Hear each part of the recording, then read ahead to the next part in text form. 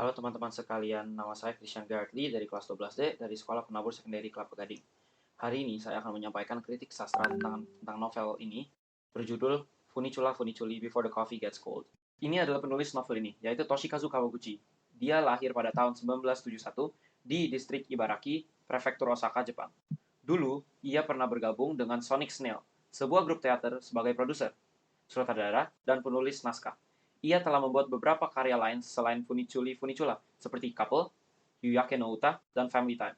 Karya ini adalah karya pertama Toshikazu Kawaguchi dan karya ini memenangkan penghargaan utama di Festival Teater Suginami ke-10. Sinopsis. Di sebuah gang kecil di Tokyo, ada sebuah kafe yang tua dan bisa membawa pengunjungnya menjelajahi waktu. Karena keajaiban kafe itu, ada beberapa orang yang mau berbaikan dengan kekasihnya, membaca surat yang tak sempat diberikan suami yang sakit, menemui adiknya untuk terakhir kalinya, dan bertemu dengan anak yang mungkin takkan pernah dikenalnya. Tetapi, ada satu peraturan penting, yaitu mereka harus tetap duduk di kursi yang sudah ditentukan. Apapun yang mereka lakukan tidak akan mengganti masa yang akan didatangi.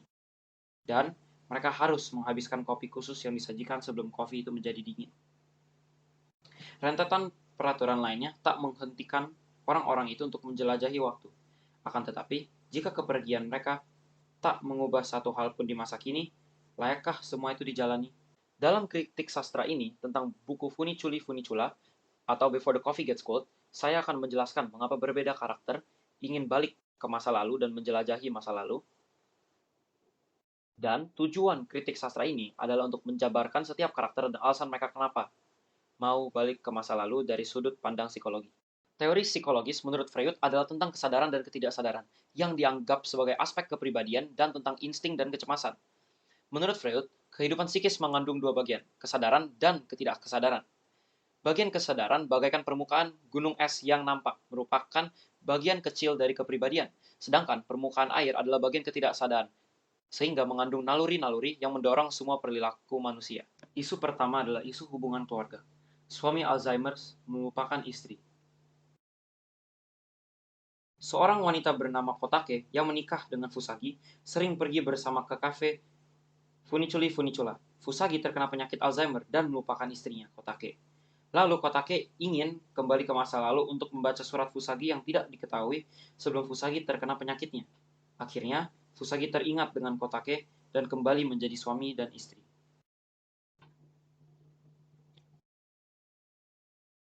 Kutipan pertama adalah, Fusagi menderita Alzheimer dini sehingga memorinya bermasalah. Penyakit itu membuat sel-sel saraf otak berkurang secara drastis. Kondisi otak pun menurun, menyebabkan penderitanya mengalami penurunan kecerdasan dan perubahan kepribadian. Yang berada di halaman 74 sampai dengan 75. Kutipan kedua, dalam kasus Fusagi yang perlahan menghilang lebih dahulu adalah ingatannya tentang kejadian paling baru. Selain itu, Fusagi yang tadinya penggerutu kini menjadi lebih lembut. Dengan kata lain, Fusagi ingat bahwa ia punya istri, tapi sama sekali tidak mengenali Kotaki di hadapannya sebagai istrinya, yang berada di halaman 75. Kutipan ketiga, namun seandainya itu sungguh-sungguh bisa terjadi, ia pun ingin mencoba kembali ke masa lalu. Dan terutama, ia menjadi penasaran dengan surat itu. Seandainya yang dikatakan Kazu memang benar, ada secercah harapan untuk bisa mendapatkan surat tersebut jika ia bisa kembali ke hari Fusagi lupa memberikannya, yang berada di halaman 88. Kutipan keempat, meski kondisi Fusagi tetap sama, kini Kotake menikmati setiap obrolannya dengan Fusagi, yang berada di halaman 157. Kutipan terakhir, Kotake tetap menjadi istri Fusagi selanjutnya, yang berada di halaman 157 sampai 158. Berdasarkan kutipan-kutipan di atas, Kotake ingin mencari surat yang dibuat Fusagi untuk Kotake di masa lalu. Kotake berharap Fusagi akan teringat dengan Kotake sebagai istrinya. Menurut artikel Suara tahun 2021 yang berjudul Haru, pria ini melamar istrinya lagi. Lupa sudah menikah karena idap Alzheimer. Pria bernama Peter Marshall mengidap penyakit Alzheimer dan melupakan bahwa Lisa adalah istrinya. Setelah bertemu dengan Lisa lagi, Peter memutuskan untuk melamar Lisa untuk kedua kalinya dan mengatakan bahwa Lisa adalah orang favoritnya. Dan hati mereka terhubung. Dalam novelnya, Kotake dapat menemukan surat dibuat Fusagi untuk dia dan dapat membuat Fusagi mengingat bahwa Kotake adalah istrinya. Begitu pula, artikel dan novel memberitahu bahwa cinta akan selalu abadi. Isu, isu kedua adalah isu penyesalan. Kakak menyesal tidak bertemu adiknya sebelum meninggal. Seorang kakak bernama Hirai ingin bertemu dengan adiknya, Kumi, untuk meminta maaf karena Kumi sudah selalu memintanya untuk pulang saat bertemu di kafe Funicula. Tetapi Hirai selalu menolaknya. Kutipan ke-1, 3 hari yang lalu, Kumi baru saja datang ke kafe ini. Kecelakaan itu terjadi sepulangnya dari sini. Mobilnya ditabrak dan arah berlawanan oleh sebuah truk yang supirnya mengantuk. Kumi meninggal di dalam ambulans yang membawanya ke rumah sakit, yang berada di halaman 130. Kutipan kedua, berkali-kali dia datang dan aku selalu saja menghindar. Kei yang 3 hari lalu membantu Hirai bersembunyi tertunduk, rasa menyesal, yang berada di halaman 136. Berdasarkan kutipan-kutipan di atas, Hirai ingin bertemu dengan Kumi yang sudah meninggal agar dapat meminta maaf untuk tidak menemuinya saat masih hidup. Menurut artikel tribunjabar.id pada tahun 2017, seorang anak mengajak ibunya mengunjungi makam adiknya yang meninggal saat sedang di rahim ibunya. Tanpa pengetahuan, ternyata anaknya sudah menulis tulisan kecil di makam adiknya karena ia sangat merindukannya. Demikian artikel tersebut dan novel ini mengantarkan bahwa kami harus menghargai terbatasnya waktu yang kami miliki bersama seseorang. Isu terakhir adalah isu perjuangan seorang ibu. Ibu ingin bertemu dengan anaknya yang sudah besar. Seorang ibu bernama Kei ingin menjelajahi masa depan karena Kei hamil setelah menikah dengan Nagare. Tetapi Kei mempunyai penyakit jantung yang beresiko untuk kelahiran. Tetapi Kei menolak dan memutuskan untuk bertemu anaknya di masa depan saja. Kutipan ke-1, dokter menjelaskan, sejujurnya, jantung istri Anda tidak kuat untuk persalinan. Ia akan mulai mual-mual saat usia kandungnya 6 minggu dan jika parah, harus dipikirkan untuk opname. Jika dia memutuskan untuk melahirkan bayinya, kemungkinan dia dan bayinya untuk selamat sangat kecil. Seandainya berhasil pun, nyawa istri Anda dalam bahaya. Bahkan jika dapat selamat melahirkan, risiko untuk tubuh sang ibu sangat amat besar. Tentu istri Anda harus siap soal jangka waktu hidupnya yang berkurang. Pada halaman 187. Kutipan kedua, namun kini Kay akan menjelajahi masa depannya. Sebentar saja, tunggu, aku hanya ingin melihatnya sekilas. Pada halaman 193. Berdasarkan kutipan-kutipan di atas, Kay ingin menemui anaknya di masa depan karena ada resiko yang tinggi bahwa dia akan meninggal sebelum anaknya sudah besar.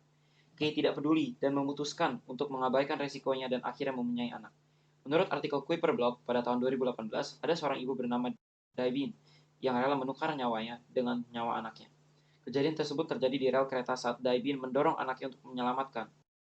Ya, tetapi Daibin tidak sempat menyelamatkan dirinya sendiri. Demikian artikel tersebut dan novel ini mengantarkan pesan bahwa seorang ibu selalu mengutamakan anaknya terlebih dahulu. Novel ini menawarkan konsep time travel yang sangat unik, di mana para karakter dapat kembali ke masa lalu, tetapi tidak mengubah masa kini. Hal ini memberikan premis menarik dan menyentuh hati, karena pembaca diajak untuk merasakan kerinduan dan penyesalan para karakter terhadap masa lalunya. Ditambah lagi, ketegangan muncul dari aturan unik di kafe tempat time travel dilakukan, di mana kopi harus diminum sebelum menjadi dingin. Secara fisik, buku ini dicetak dengan baik, dan kualitas kertasnya pun bagus. Gaya bahasa simple dan mudah dipahami, sehingga cocok untuk semua umur. Latar cerita yang selalu berpusat di cafe time travel juga memudahkan pembaca untuk membayangkan setting ceritanya. Nilai budaya dan sosial novel ini juga patut diapresiasi karena memberikan gambaran kehidupan kelas menengah di Jepang.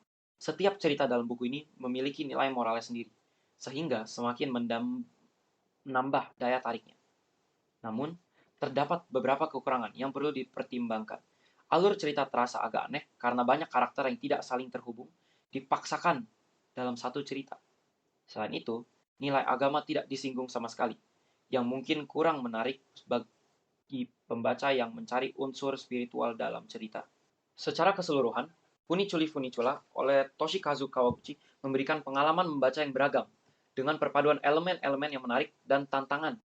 Meskipun beberapa pembaca mungkin berasa bahwa alur cerita terasa aneh dan kurangnya dimensi moral agama, buku ini masih mampu menyajikan cerita yang mengunggah hati dan memberikan gambaran yang mendalam tentang kehidupan kelas menengah Jepang. Setiap pembaca dapat menemukan daya tariknya sendiri dalam karya ini. Dan saran saya adalah untuk menjelajahi buku ini dengan pemahaman bahwa setiap elemen baik maupun positif atau negatif dapat membentuk pengalaman membaca yang unik.